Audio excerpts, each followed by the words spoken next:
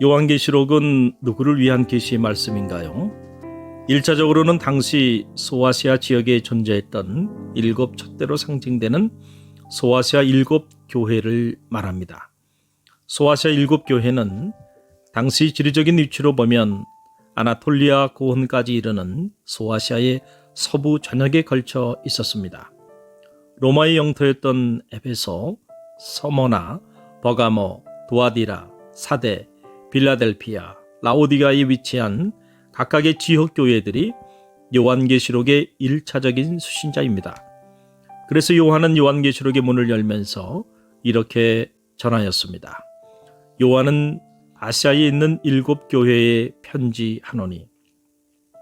그러나 당시 소아시아에는 이들 교회들 외에도 골로새, 드로아 등의 교회들이 더 존재하고 있었습니다. 그런 것을 고려하면 이런 질문이 가능합니다. 왜 일곱 교회만을 지칭하였을까요? 그것은 요한계시록이 서신의 수신자를 일곱이란 완전수로 표현함으로써 일곱 교회는 지상에 존재하는 모든 세대, 모든 교회들을 나타내고자 함이었습니다.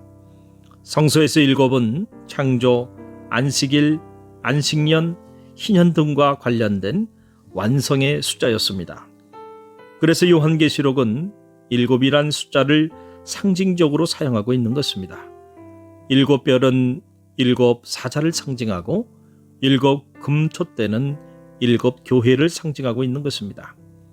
이런 맥락에서 볼 때 요한계시록의 수신자로서 1장부터 3장에 등장하는 아시아에 있는 일곱 교회는 당시 지역교회로서의 일곱 교회뿐 아니라 이 땅의 모든 지상교회를 대표하는 교회들의 모습이라고 할 수 있습니다.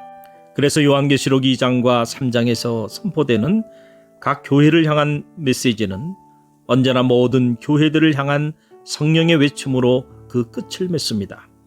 예를 들어 에베소 교회를 향한 선포를 봅시다.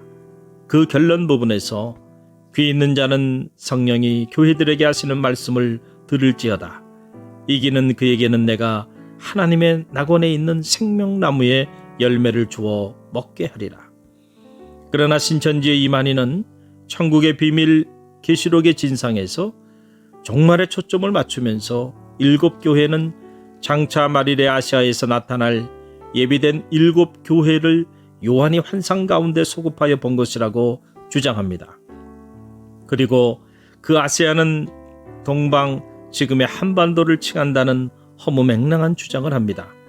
이것은 통일교의 문선명이 원리 강론에서 요한계시록 7장 2절 해닫는 데로부터 올라와서란 말씀을 인용해서 재림 예수가 동방, 곧 일본도 아니고 중국도 아니고 한국에서 재림하신다고 주장하는 것과 같은 맥락입니다. 참으로 터무니없는 주장들입니다. 당시 주후 1세기 아시아는 지금의 터키 영토를 칭합니다.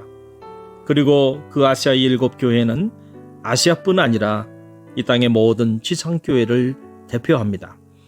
이렇듯 계시록의 수신자에 대한 잘못된 해석은 요한계시록 전체를 왜곡시키는 매우 중요한 신학적 단초를 제공합니다.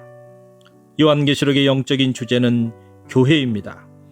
요한계시록 안에는 당시 존재했던 교회와 현재 존재하는 교회, 그리고 앞으로 수없이 도래할 수많은 교회들, 즉 전투하는 교회로서의 지상교회뿐 아니라 승리한 교회로서의 천상교회가 때론 교회란 직접적인 용어로, 때론 다양한 교회의 상징들과 이미지들을 통해서 상호 교차되며 계시되어 있습니다. 교회, 즉 에클레시아란 직접적인 명칭은 요한계시록 1장과 3장에서만 무려 18번이나 기록되어 있습니다. 그리고 요한계시록의 마지막 결론장인 22장 16절에서 주님께서 직접 교회들을 언급하시며 왜 주님께서 사자들을 보내셔서 계시의 말씀을 증언하게 하셨는지 그 이유를 말씀하십니다. 나 예수는 교회를 위하여 내 사자를 보내어 이것들을 너희에게 증언하게 하였노라. 이런 맥락에서 요한계시록의 영적인 수신자는 바로 성도들의 모임인 교회인 것입니다.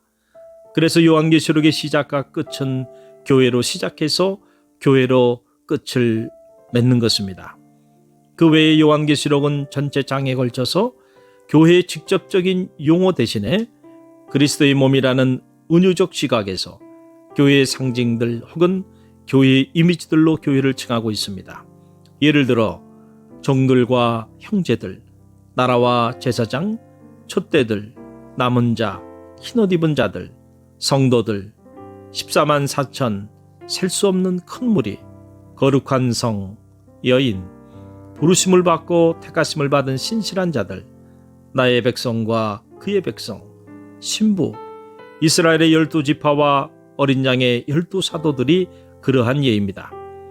요한계시록에 기록된 이런 일관된 교회의 상징들 혹은 교회의 이미지들을 교회론적 시각에서 해석할 때 그 영적 의미가 정확하게 드러나는 것입니다. 그렇지 않고 그것들을 종말론적 시각으로만 해석하면 교회를 향한 주님의 음성을 결코 제대로 듣지 못하게 될 것입니다.